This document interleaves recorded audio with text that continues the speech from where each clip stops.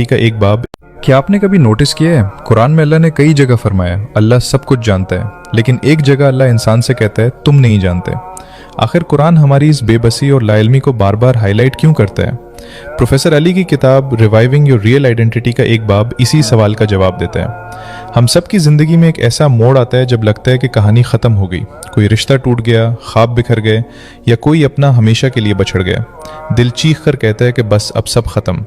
लेकिन कुरान इसी वक्त आपके कान में कहता है ला तदरी, तुम नहीं जानते। साइकोलॉजी में एक टर्म है जिसे फोरकास्टिंग एरर कहते हैं। रिसर्च बताती है कि इंसान फ्यूचर प्रिडिक्ट करने में बहुत ही बुरा है। हम सोचते हैं कि ये दुख हमेशा रहेगा, मैं कभी संभल नहीं पाऊंगा, अब कुछ अच्छा हो ही नहीं सकता। लेकिन साइंस कहती है कि हमारी ये पेशगोइयाँ अक्सर गलत होती हैं, और कुरान ने ये बात 1400 साल पहले ही वाजे कर दी थी। इस आयत का सबसे जादुई लफ्ज़ है युहदिस। अल्लाह ने ये नहीं कहा कि अल्लाह तुम्हें कुछ देगा या भेज देगा। अल्लाह ने फरमाया युहदिस, जिसका रूट वर्ड है हद्दिस, यानी किसी ऐसी चीज़ को वजूद में लाना जो पहले थी ही नहीं। इसी रूट से लफ्ज़ हदीस बनता है, यानी नई बात, नई खबर। अल्लाह दरअसल आपसे कह रहा है कि तुम जिस फ्यूचर का सोच भी नहीं सकते, मैं वहाँ से एक बिल्कुल नई कहानी शुरू करने वाला हूँ। आइए मक्का की एक इंतहाई बावकार खातून की ज़िंदगी देखते हैं, उम्मे सलमा रज़ी अल्लाह अन्हा। उनके शौहर अबू सलमा सिर्फ उनके जीवन साथी नहीं, सफ़रे ईमान के रफ़ीक भी थे। जब मदीना हिजरत का वक्त आया तो कहानी ने एक ऐसा दर्दनाक मोड़ लिया जिसका तसव्वुर भी मुमकिन न था। रास्ते में उम्मे सलमा के कबीले ने उन्हें रोक लिया और कहा हमारी बेटी कहीं नहीं जाएगी। जवाब में अबू सलमा के कबीले वाले आए और उन्होंने छोटा बच्चा भी माँ से छीन लिया। एक ही दिन में, एक ही लम्हे में उम्मे सलमा से उनका शौहर और उनका बच्चा दोनों जुदा हो गए। साइकोलॉजी में उसे एम्बिग्यूअस लॉस कहते हैं। ये दुख की सबसे तकलीफदेह शक्ल है, जहां इंसान जिंदा तो होता है लेकिन आपके पास नहीं होता। आप ना उसे भूल सकते हैं ना पा सकते हैं। उम्मे सलमा रोज मक्का के बाहर जाकर बैठती और रोती रहती, एक दिन नहीं, 2 दिन नहीं, महीनों तक। लेकिन उनकी अजमत देखिए, उन्होंने इस दुख को अपनी पहचान नहीं बनाया, ना अल्लाह से शिकवा किया, ना उम्मीद छोड़ी।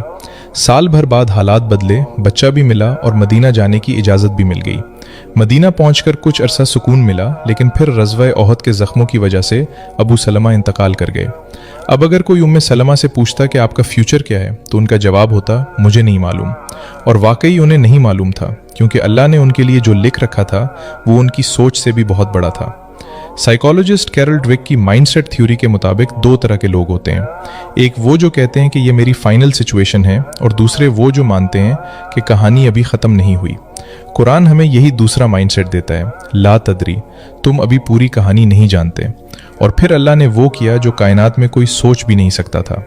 वो खातून जो गम से चोर थीं, रसूलुल्लाह सल्लल्लाहु अलैहि वसल्लम की ज़ौजा और उम्मुल मोमिनीन। और फिर अल्लाह ने वो किया जो कायनात में कोई सोच भी नहीं सकता था। वो खातून जो गम से निढाल थीं, रसूलुल्लाह सल्लल्लाहु अलैहि वसल्लम की ज़ौजा और उम्मुल मोमिनीन बन गईं।